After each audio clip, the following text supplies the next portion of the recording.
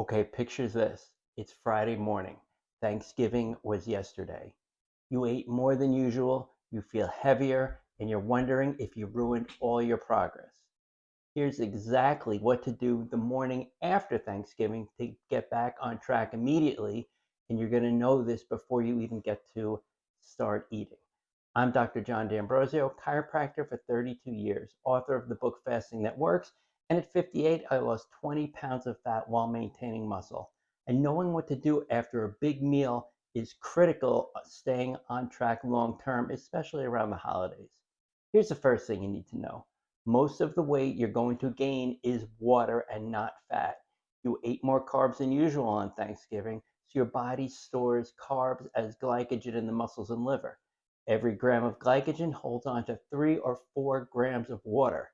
So if you stored, say, an extra 200 grams of glycogen, you're holding on to an extra 600 to 800 grams of water. Guess what? That's almost 2 pounds of water weight, not fat. So don't freak out.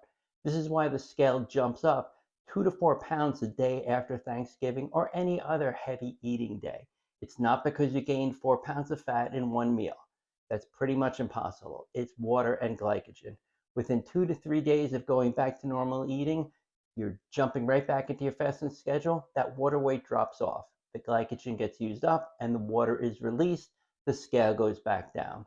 But it's only if you don't panic and do something stupid, because a lot of people unfortunately fall into that trap. So here's what not to do Friday morning. Don't try to compensate by fasting longer or eating way less. Your body just had a big meal. Your metabolism is actually elevated right now because digesting all of that food requires energy.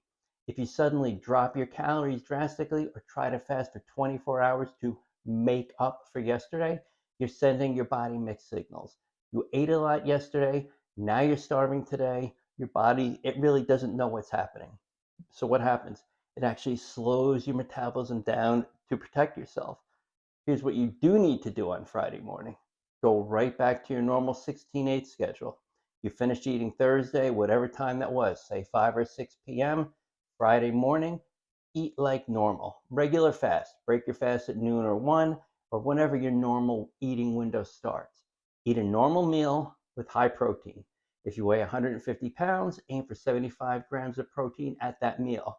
Then eat your second meal in the evening, normal portions again, normal timing, another 75 grams of protein. Act like Thursday never happened. Your body knows how to handle one big meal. It doesn't panic from one day of higher calories. What throws it off is erratic behavior. Big meal Thursday, starving Friday, overeating Saturday, restricting again Sunday. That's when your metabolism gets totally confused and fat loss stalls. Consistency is what we keep talking about. Consistency is what keeps your metabolism running smoothly. One day off, then right back to normal. Friday's also a great day for resistance training, and you know I recommend all of you do resistance training. If you lift weights, Friday is an ideal training day because you ate more carbs than usual on Thursday, so your glycogen stores are full. Your muscles have fuel. You'll have great energy in the gym. A solid training session signals your body to use that glycogen for muscle work instead of storing it. You'll burn through it faster, the water weight drops faster, and you're back to fat burning mode by Saturday. Again, this isn't, oh, I'm burning a lot of fat today. You're burning off that glycogen. Now let's talk about leftovers because everybody loves leftovers. You probably have turkey, vegetables, stuffing, mashed potatoes, all that stuff in your fridge. Eat the turkey and vegetables during your normal eating window. Turkey, we know, is high in protein. It fits perfectly into your fasting lifestyle. Roasted vegetables are fine too, but don't spend Friday grazing on stuffing, mashed potatoes, pie all day long. That is actually how you turn one holiday into a whole disaster of a 3 or 4 day weekend. So don't constantly eat because that's when the real damage happens. If you want the higher carb leftovers, then eat them with your first meal on Friday, but have the protein first, add the leftovers later, but don't snack on them throughout the day. You're either fasting or you're eating during your window. That's it. There is no middle ground. The whole point of intermittent fasting is to keep insulin low between meals. So what happens if you're grazing on leftovers all day? Insulin stays elevated and it blocks fat burning. Here's what happens if you do this correctly. Friday morning, you're up 2 or 3 pounds. I wouldn't even get on the scale, but you're up 2 or 3 pounds from water weight. Friday, you fast until your normal eating window. Eat 2 normal meals with high protein. Stop eating by 8 p.m. Maybe get a nice strength training workout in. Saturday morning, you're down a pound or two. Sunday morning, you're back to where you were on Wednesday. The water weight is gone. It's like magic, right? You didn't gain fat. You enjoy Thanksgiving without derailing your progress and without stressing out. Bottom line, the morning after Thanksgiving, go right back to your normal schedule, whether it's 16:8, 18:6, it doesn't matter.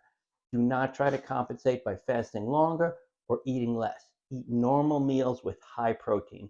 The water weight, it drops off in 2 to 3 days. One big meal does not ruin progress.